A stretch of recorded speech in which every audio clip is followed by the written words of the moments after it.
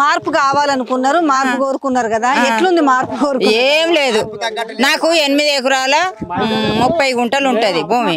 నా భర్త చనిపోయిండు, నా కొడుకు చనిపోయిండు, కోడలు పట్టేస్తే ఎట్లా, ఇంకో కొడుకు కూడా పట్టేయాలి. ఇప్పుడు నాకు పైసలే పడేయాలి, రైతు బంధు పైసలు పల్లె 5 ఎకరాలకే పట్టే. మరి ఇప్పుడు కోడలు చిన్న పిల్లలు నిడిచిపెట్టి ఆమె పట్ట చేస్తే ఎట్లా అని చేస్తలేను.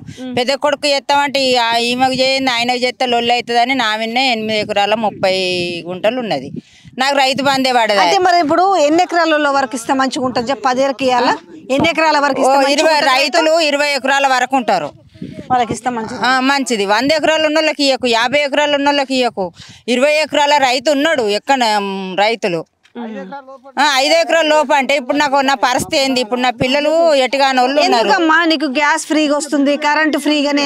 ఏం గ్యాస్ మేడం, గ్యాస్ బస్సులు మేము ఆడాదికి ఒక్కసారి ఎక్కాం. గ్యాస్ అంటే మేము కట్టెల విన్నేసి బాగా వండుకుంటాం, 4 వాడం సంవత్సరానికి. నువ్వు ఇస్తానవు అని ఏమి ఇస్తానవు? తలకాయ గుద్దుకుంటాను ఇది వచ్చిన కంచెలి. కేసీఆర్ మంచిగా వేసిండు దేనికి అదే. భర్త లేని వాళ్ళకి పింఛన్ అన్నావు, పింఛన్ ఏది? నా కోడలకు ఇప్పుడు 5 ఏళ్ళు నా కొడుకు చచ్చిపోయి బిల్లు వచ్చింది, పింఛన్ లేదు. 2 చిన్న పిల్లలు, ఒక ఆడపిల్ల ఒక మగపిల్ల, 4 నెలల గుడ్డ అప్పుడు చచ్చిపోయిండు. ఆమెకు ఇప్పుడు 6 సంవత్సరాలు అవుతుంది నా కొడుకు చచ్చిపోయి, ఆయనకు పింఛనే లేదా. పిల్లగానికి ఏమన్నా ఎటుగా నల్ల చచ్చిపోయిండు. పిల్లల పరిస్థితి ఏంది చెప్పు మేడం? ఇప్పుడు మరి ఈసారి మరి మేము మీ దగ్గరకు వస్తారు కదా, ఓట్లు ఏమని ఎవరన్నా వస్తున్నారా మీ దగ్గరికి? వస్తారు, వచ్చినప్పుడు ఏమంటారు? చేస్తాం అంటారు. ఎట్లా మరి ఈసారి ఎవరైతే మంచుకుంటుందని? ఇక మేము కేసీఆర్కి ఎత్తాం. మళ్ళా ఇసిగిపోయినరా? ఇసిగిపోయిన. ఈసారి ఏంది మరి మార్పు అంటే ఇది? ఎవరికి వేస్తారు ఈసారి? కార్కి ఎత్తాం, కేసీఆర్కి ఎత్తాం. కేసీఆర్ కంపల్సరీకి ఎత్తాం. మాకు కేసీఆర్ ఇది ఇప్పుడు వచ్చారు రేవంత్ రెడ్డి చేసే పనులు ఏమి వస్తలేవు, ఒక పని వస్తలేదు. అప్పుడు ఏమనుకున్నారు? 2 లక్షల రుణమాఫీ అన్నప్పుడు నమ్మినారా? ఎన్ని ఇస్తారనుకున్నారా?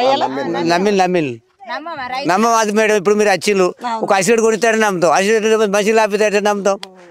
ఒక గంట కథ వచ్చింది. ఇంత మోసం చేస్తారని అనుకున్నారా? మరి అనుకోలేదు. ఈ ప్రభుత్వం 10 సంవత్సరాలు సరే మార్పిడి కోరుకుంటే సరే ఏమన్నా అభివృద్ధికి ఇట్లా అవుతుంది కావచ్చు నిరుపేదలకు అనేది అనుకున్నాం. కానీ నిరుపేదల గురించి నువ్వు 6 గ్యారంటీలు పెట్టినావు, దాంట్లో ఒక్కటి ఏది అది అమలు అయిందని అంటున్నావు, ఏది అమలు కాలే.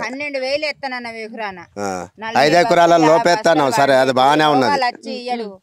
5 ఎకరాల లోపెత్తాను అంటే సరే, చెట్లు గుట్టలకు ఉన్నోళ్ళకి వేయకుండా 5 ఎకరాలు లోపెత్తాను. ఇప్పుడు కౌలు రైతులకు పైసలు ఇస్తాను, ఇప్పటి వరకు ఎవరికి ఇవ్వలే, ఒక్క రూపాయి ఎవరికి రాలే. ఒక్క రూపాయి ఏందమ్మా? ఆడోళ్ళకి 2500 రూపాయలు కూడా ఇస్తామన్నారు. వచ్చినాయా మేడం? మరి మళ్ళీ పెళ్లి చేస్తే తులం బంగారం ఇస్తాం, 1 లక్ష రూపాయలు కాక తులం బంగారం ఏమి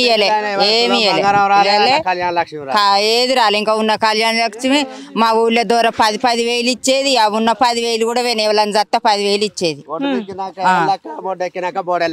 మళ్ళీ చెప్పా సామెత చెప్పు. ఓటు దిగినాకనే బోడెల్లక్క, ఓటు ఎక్కినాక బోడెల్లక్క. ఇప్పుడు మేము బోడెల్లక్కలమైనాం.